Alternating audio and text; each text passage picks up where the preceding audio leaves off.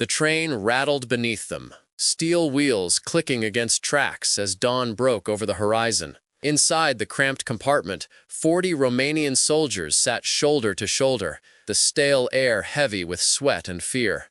Lieutenant Andrei Popescu pressed his face against the window's cold glass, watching unfamiliar landscapes blur past, flat farmland stretching endlessly where mountains should have been. 3 days earlier, these men had been fighting alongside German forces near Stalingrad. Now, as prisoners of war headed for an American detention camp, they braced themselves for whatever horrors awaited. "They will work us to death in mines," whispered Corporal Montanu, his hollow eyes reflecting the rising sun. "My cousin was captured by the Soviets. They sent one letter, then nothing."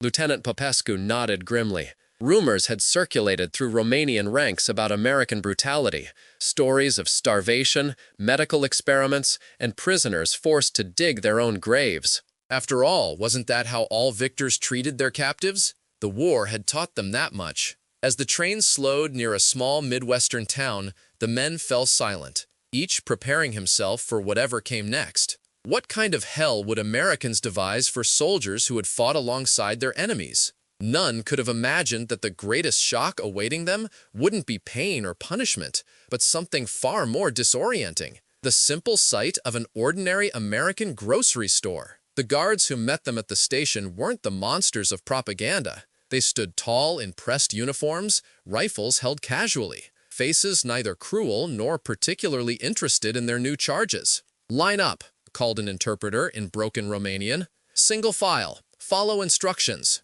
The prisoners shuffled into formation, eyes downcast, expecting blows that never came. Instead, they were loaded onto olive-drab trucks with canvas tops, the engines rumbling to life beneath them. Through gaps in the canvas, Popescu caught glimpses of the passing town: neat houses with trimmed lawns, children riding bicycles, and most strikingly, lights burning in windows despite the war. How could a nation fighting across 2 oceans afford to illuminate empty rooms? The trucks slowed as they approached what appeared to be the town's main street. Traffic forced them to stop beside a storefront with large glass windows, and for the first time since their capture, the Romanians saw something that made them doubt everything they'd been told. There, displayed without guards or rationing queues, stood pyramids of canned goods, rows of bread loaves, and bottles of milk lined up like soldiers on parade.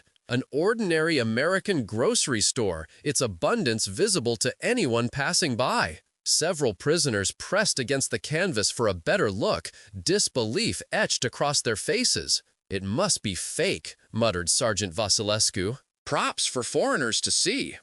But the casual way shoppers entered and exited, arms loaded with paper bags, suggested otherwise. Women with children selected items without counting coins or presenting ration cards. An elderly man walked out carrying more bread than Popescu's family in Bucharest would see in a month. Before they could process this vision, the trucks lurched forward, continuing toward the camp that would be their home for the duration of the war. But the image of that store, its shelves groaning with food while Europe starved, had planted the first seed of doubt in minds long cultivated by propaganda. What other lies had they believed about America? The answer would unfold in ways none of them could have predicted, beginning with their first meal in captivity.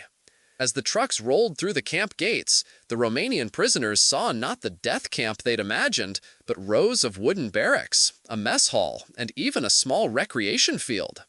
Guards directed them to formation, where an officer addressed them through an interpreter. "You will be treated according to the Geneva Convention. You will receive 3 meals daily, medical attention when needed, and work assignments. Violence against guards or escape attempts will result in punishment. Cooperation will make your time here easier for everyone." The men exchanged glances, waiting for the mask to drop, for the real conditions to be revealed once international observers left. They were marched to the showers first, a moment of panic as some remembered whispered stories of gas chambers. But only clean water emerged from the pipes, hot water that washed away weeks of battlefield grime.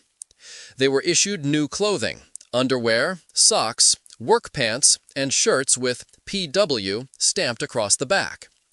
The fabric felt strange against skin accustomed to threadbare uniforms.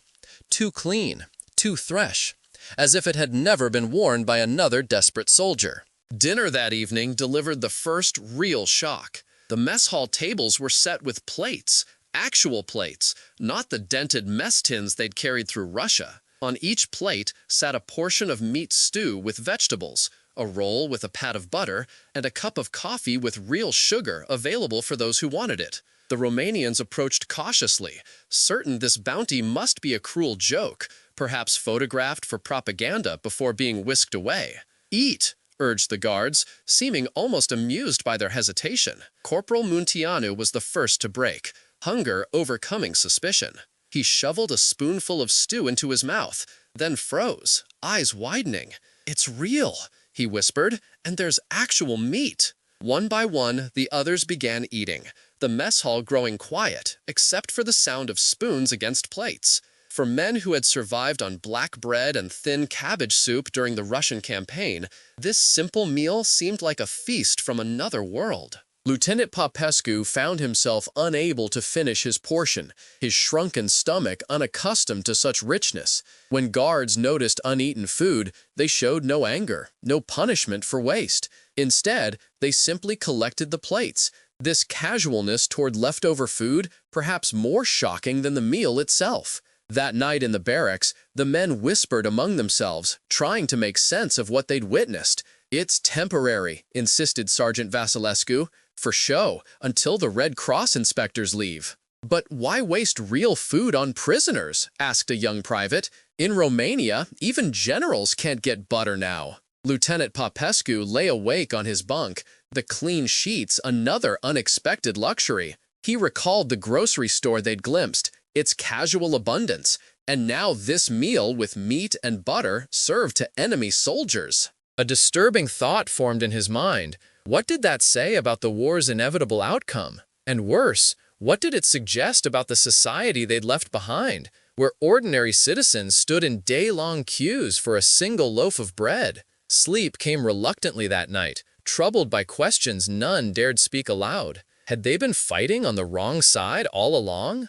3 days into their captivity, the reality of American abundance continued to unfold before the Romanian prisoners' disbelieving eyes. Each meal arrived with portions that seemed excessive, breakfast with eggs and sometimes bacon, lunches featuring sandwiches with sliced meat, dinners with stews or roasted chicken. The consistency of it all challenged their expectations. This wasn't a temporary show for inspectors. This was routine. Work assignments began that week, with prisoners divided into groups for camp maintenance, agricultural labor, or kitchen duty. Lieutenant Popescu found himself assigned to a nearby farm, where he and 11 others were transported daily to help with the spring planting. The first morning they arrived at the Anderson farm, Popescu stood transfixed by the sight of machinery he'd only read about, a massive John Deere tractor that could do the work of 20 horses, mechanical planters that laid seed with perfect precision, all operated by a single farmer and his teenage son.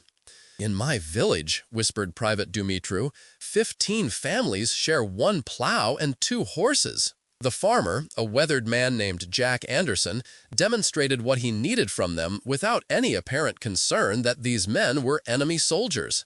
The casual trust seemed as foreign as the machinery. At midday, Anderson's wife Martha appeared from the farmhouse carrying a large basket. The prisoners tensed, expecting perhaps a meager ration of bread. Instead, she laid out a checkered cloth under a maple tree and unpacked sandwiches thick with ham, jars of lemonade, and cookies still warm from the oven. "You boys must be hungry," she said through the interpreter. "Come and eat." The Romanians approached cautiously, the unreality of the moment leaving them speechless. They sat in a circle around the cloth, accepting the food with murmured thanks, stealing glances at each other as if to confirm they weren't hallucinating. The sandwich Popescu held contained more meat than his family in Bucharest would see in 2 weeks. The cookie, studded with chocolate pieces, represented sugar his younger sisters hadn't tasted since before the war. "My God," breathed Sergeant Vasilescu, his usual skepticism momentarily silenced by the chocolate melting on his tongue. "How can they spare this for us?" The guard watching over them, a young corporal from Kansas, seemed equally bemused by their reaction. Mrs. Anderson always feeds the workers, he shrugged. That's just how folks are around here. That evening, returning to camp, the farm group's stories spread quickly among the other prisoners. Some remained doubtful, insisting this must be an elaborate deception. Others began to question more deeply. If an ordinary American farmer's wife could casually feed enemy soldiers food that would be considered luxurious in their homeland, what did that reveal about the true balance of power in this war?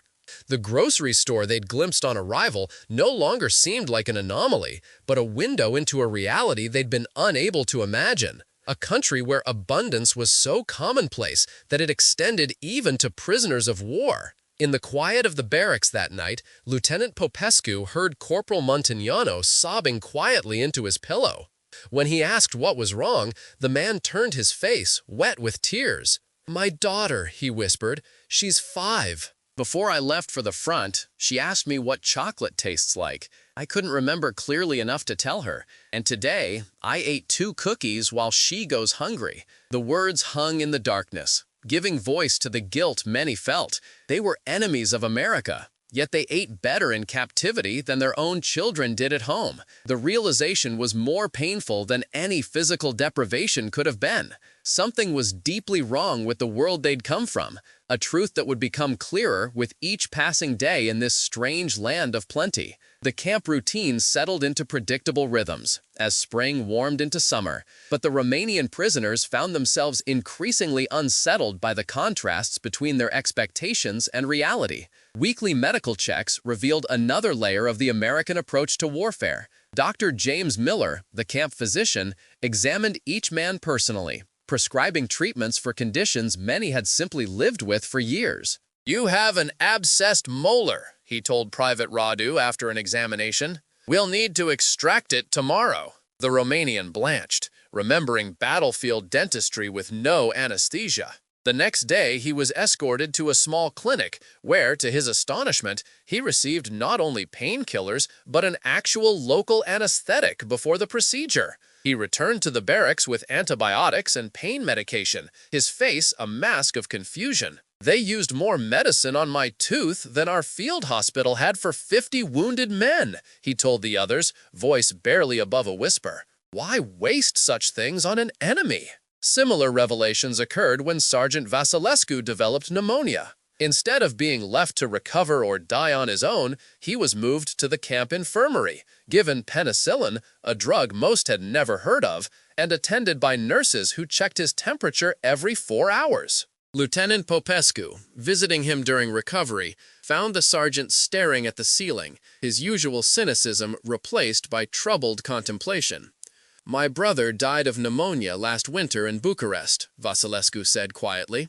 "No medicine, no hospital bed. Here, they give better care to prisoners than our government gives its own people." The experiences weren't universal. Some guards were stern, some work assignments harder than others. Yet even the strictest American treatment exceeded what many had known in their own military. No one was beaten for minor infractions. Food never disappeared as punishment. The basic humanity of it all was, paradoxically, deeply disorienting. In the camp library, yes, the prison camp had a library with books in several languages, Popescu discovered American newspapers. Though weeks old, they contained information about the war that contradicted everything he'd been told. Headlines detailed massive production numbers. America was building a Liberty ship every 4 days, thousands of aircraft monthly, tanks by the hundreds. Most disturbing were the maps showing Allied advances across fronts where Romanian propaganda had claimed victories. "Are these real figures?" he asked the librarian, an older guard named Wilson who spoke some Romanian. "Production numbers? They're probably lowballed for security," Wilson replied casually. "My brother works at the Ford plant that switched to making bombers. Says they roll one out every 7 hours now." The scale was impossible to comprehend. Romania's entire industrial output couldn't match what seemed to be happening in a single American factory. The guards didn't boast about these achievements. They mentioned them matter-of-factly, as if the capacity to outproduce entire nations was simply the natural order of things. Each revelation led to more questions, more uncomfortable reassessments. The prisoners had been told America was a nation in decline, weakened by democracy and racial mixing. Yet everywhere they looked, they saw evidence of organizational might and industrial capacity that dwarfed anything in Europe. They had been told Americans were soft, decadent, and unwilling to sacrifice. But the restraint and discipline of the guards, the efficiency of the camp, and the sheer productivity of the society glimpsed through newspapers suggested something very different. After dinner one evening, while walking the perimeter of the exercise yard, Popescu overheard two guards discussing their families back home.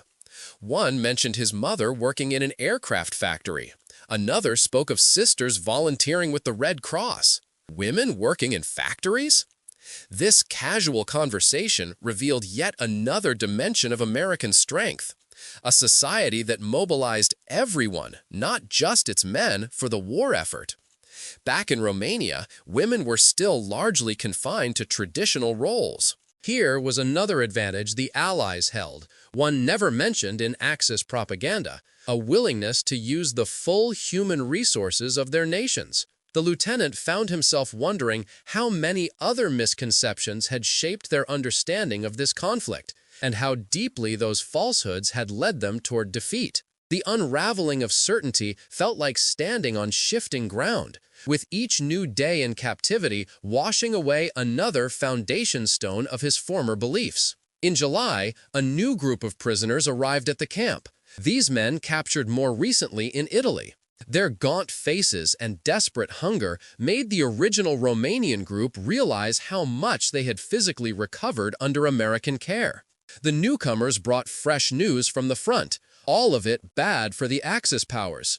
They spoke of German retreats, Romanian units being used as cannon fodder, and widespread shortages affecting military and civilians alike. During their first meal in camp, one of the new arrivals, a captain named Ionescu, stared at his plate in disbelief. "They told us Americans were starving their prisoners," he said, voice cracking. "We were promised that surrender meant certain death." Lieutenant Popescu met his eyes across the table. "We were told many things. You'll find most of them were lies." That night, Popescu remembered the grocery store they had passed on their first day, its casual display of abundance. Now, with months of observation behind him, he understood it had not been staged for their benefit, but was simply the American reality. The contrast with rationed Europe, where black markets thrived and children forgot the taste of sugar, could not have been more stark. His diary entry that night, written in a notebook provided by the camp administrator, captured the slow transformation occurring within many of the prisoners. "I begin to wonder if defeat might be the greatest gift my country could receive." If Romania had somehow triumphed alongside Germany, would we have learned these lessons about efficiency, about organization, about treating even enemies with humanity? Or would we have continued to believe our own superiority while our people starved? The Americans around us don't seem to recognize how extraordinary their ordinary lives appear to us. Perhaps that is the most extraordinary thing of all. The greatest test of the prisoners' shifting worldview came in August, when the camp commander announced that selected groups would be allowed escorted trips into town to purchase personal items from their monthly stipends. The Geneva Convention required that prisoners be paid for their labor, a concept that had seemed theoretical until envelopes containing actual dollars were distributed after the first full month of work. 20 men, including Lieutenant Popescu, were chosen for the first town visit. They boarded the same type of truck that had brought them to camp, but now they viewed the passing landscape with informed eyes. They understood that the neat farms they passed weren't showcases, but standard operations, that the paved roads stretching to the horizon weren't built for propaganda, but reflected normal American infrastructure. The truck stopped before a department store on Main Street. The prisoners, each with $5 in his pocket, were allowed inside under guard. What awaited them defied everything they had been told about wartime America. Shelves fully stocked with items unseen in Romania for years. Razor blades, soap, cigarettes, candy, pens, and notebooks. No rationing cards were required. though some items had purchase limits noted with small signs. Corporal Muntiano stood frozen in the candy aisle, staring at chocolate bars stacked in neat rows. "I could buy one for each of my children," he whispered, counting the coins in his palm. "They've never tasted real chocolate." Across the store, Sergeant Vasilescu examined a display of leather wallets with the intensity of a man solving a puzzle. In Bucharest, these would be worth a month's salary, if you could find one at all. The prisoners moved through the store as if in a dream. The simple act of shopping, choosing items, comparing prices, making decisions based on personal preference rather than desperate necessity, feeling like a forgotten luxury. The American shoppers largely ignored them, perhaps recognizing the PW on their shirts, but showing neither hostility nor particular interest. This normality was perhaps the most disorienting aspect of all. Lieutenant Popescu found himself before a display of writing paper and envelopes. He selected the finest set he could afford, along with a fountain pen. These would be for the letters he was allowed to send home, letters that he now realized would need to be carefully worded. How could he explain this experience to his family without sounding like a victim of American propaganda? How could he describe abundance so casual that it extended even to enemy prisoners without seeming to betray his country? At the checkout counter, the clerk, a gray-haired woman with glasses, smiled at him just as she had smiled at the customer before him. "Find everything you needed, hun?" she asked, as the interpreter translated. Popescu nodded, unable to find words that could possibly bridge the chasm between her reality and his. She bagged his purchases in paper, handed him his change, and moved on to the next customer without any sign that she found it remarkable to be serving men who months earlier had been shooting at her countrymen. On the return trip to camp, the truck was unusually quiet.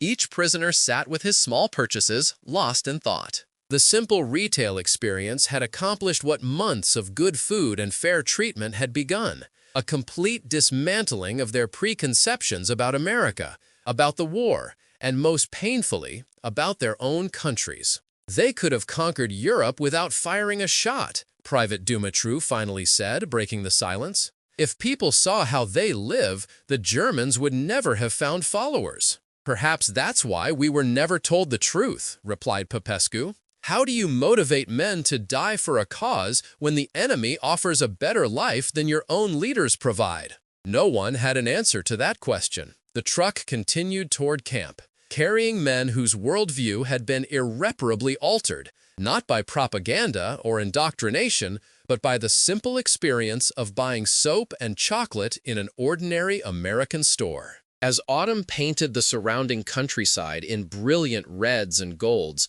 the Romanian prisoners found themselves facing an unexpected challenge, preparing for an American winter. Camp administrators distributed heavy coats, gloves, thermal underwear, and insulated boots, equipment of a quality that many had never possessed, even as freemen in their homeland. "These boots," murmured Private Radu, turning the heavy footwear in his hands, "are better than what our officers wore at the front." The care extended beyond clothing. Barracks were weatherproofed, heating systems checked, extra blankets distributed. Men who had survived Russian winters by burning furniture and huddling together now watched as Americans casually ensured every prisoner would be warm throughout the coming months. The contrast with their treatment under their own command was stark and uncomfortable. October brought another revelation when parcels began arriving from home via the Red Cross.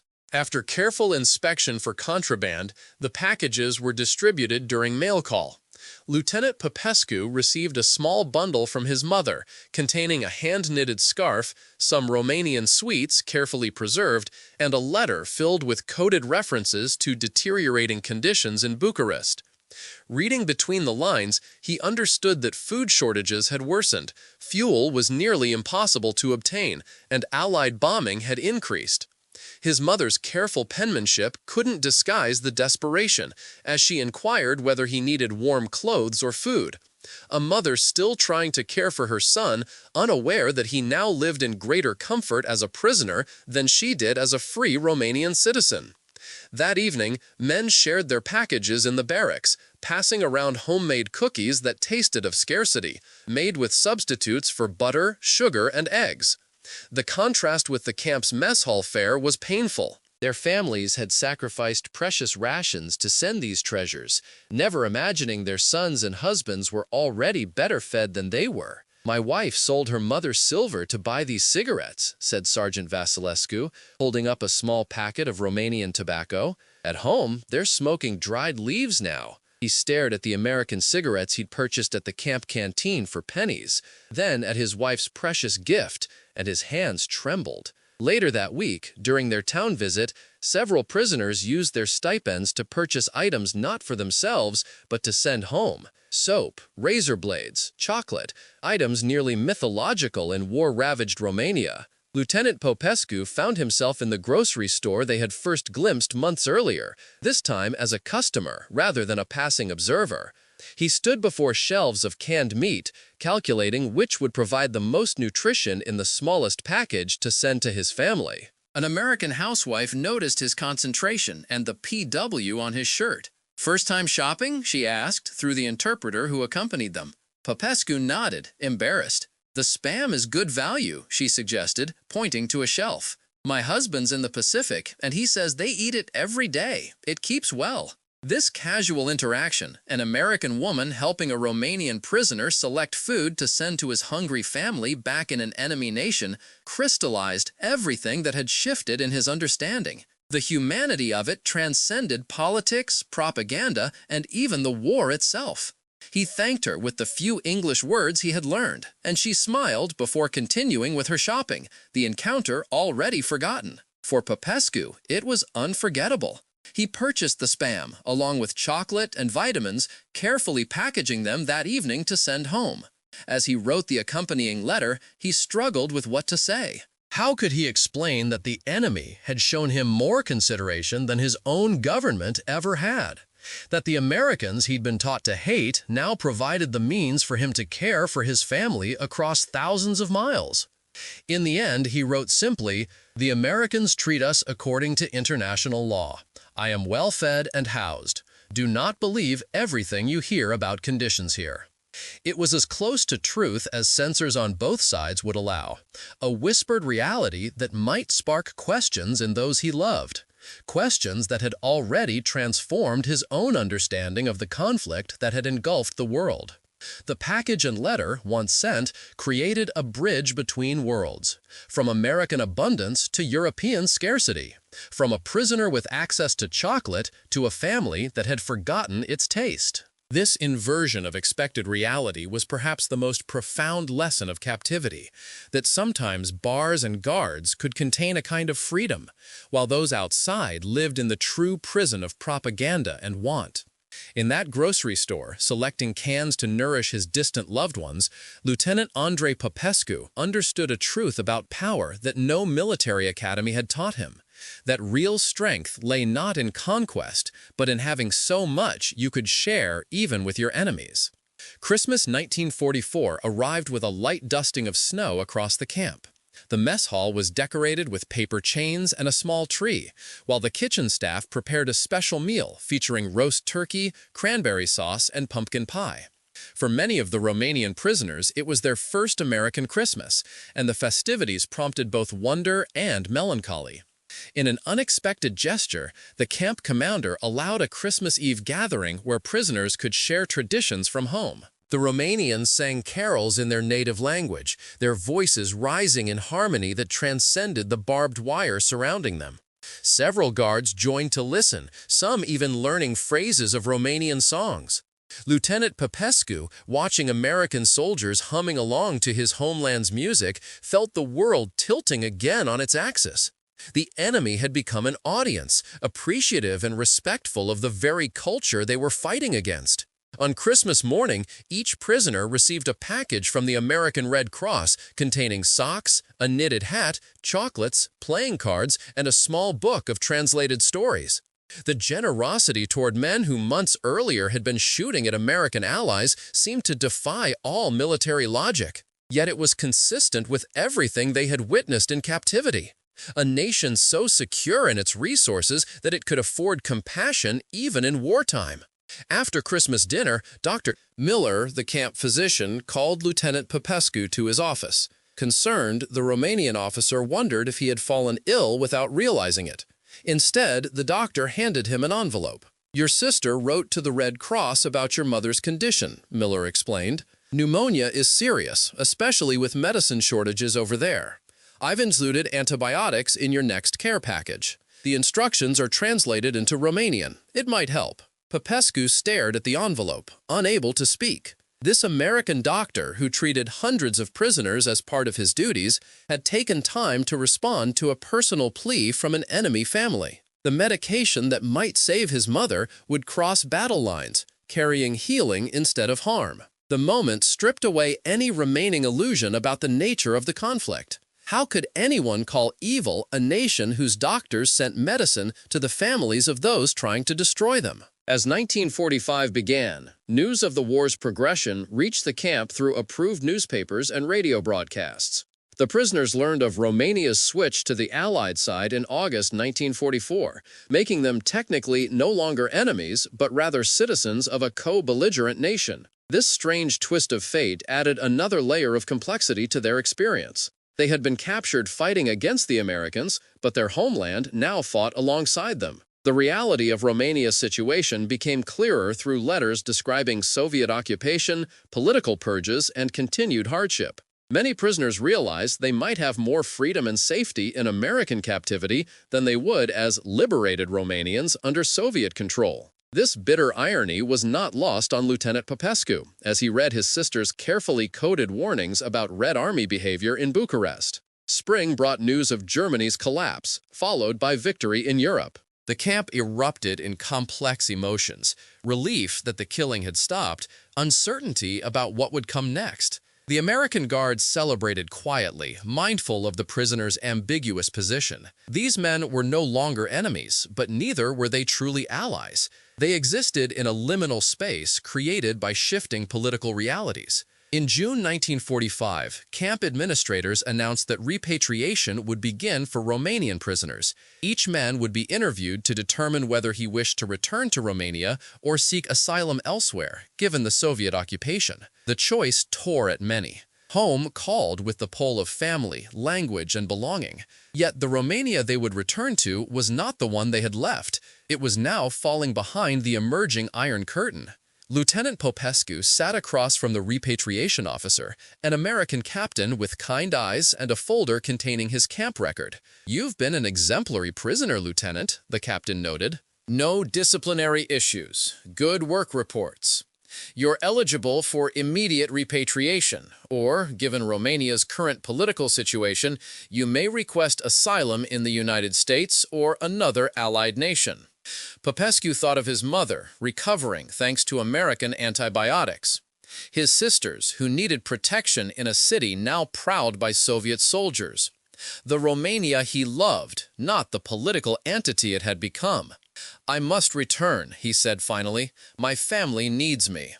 The captain nodded, understanding in his eyes. "Before you go, is there anything you'd like to say about your experience here, for the record?" Popescu considered the question carefully. How could he summarize the profound transformation these months had wrought? The journey from fear to understanding, from enemy to something not quite friend, but no longer foe. "I came expecting the worst of America," he said slowly. "I found instead its best. I do not know if my countrymen will believe what I tell them about grocery stores with no queues, about medicine freely given, about dignity extended to the defeated. But I will tell them anyway, because such truths might be more powerful than any weapon in preventing the next war." The captain wrote nothing, simply meeting Popescu's gaze with quiet acknowledgement. Both men understood that the Romanian lieutenant would carry more than physical possessions back across the Atlantic.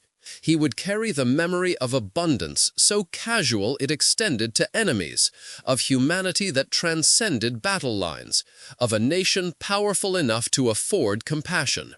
In July 1945, Lieutenant Andrei Popescu boarded a ship bound for Europe, along with hundreds of other Romanian prisoners choosing repatriation. In his footlocker, nestled among new clothes and small gifts, he carried his diary, Pages filled with observations about American life, sketches of the grocery store that had first shocked him, notes on everything from farming methods to medical care. These weren't military secrets, but something perhaps more dangerous. Evidence that everything his generation had been taught about America had been wrong. Standing at the ship's rail as the American coastline receded, Popescu wondered what awaited him in a homeland now falling under Soviet influence.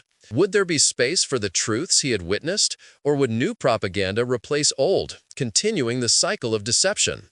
He had no answers, only the certainty that he himself had been fundamentally changed by captivity. Not broken, as he had feared, but expanded. He had seen beyond the boundaries of his own culture and found not an enemy to hate, but simply people living differently, abundantly, humanely.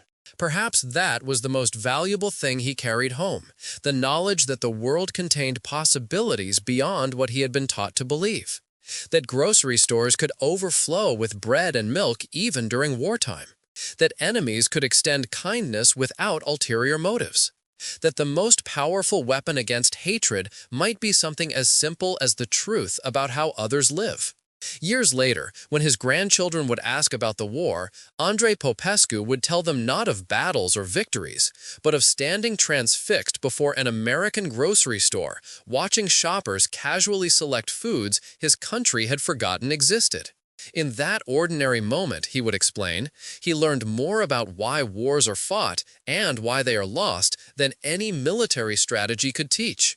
For in the end, it is not bullets or bombs that determine history's course, but bread and milk and the systems that produce them, freely and abundantly enough for all.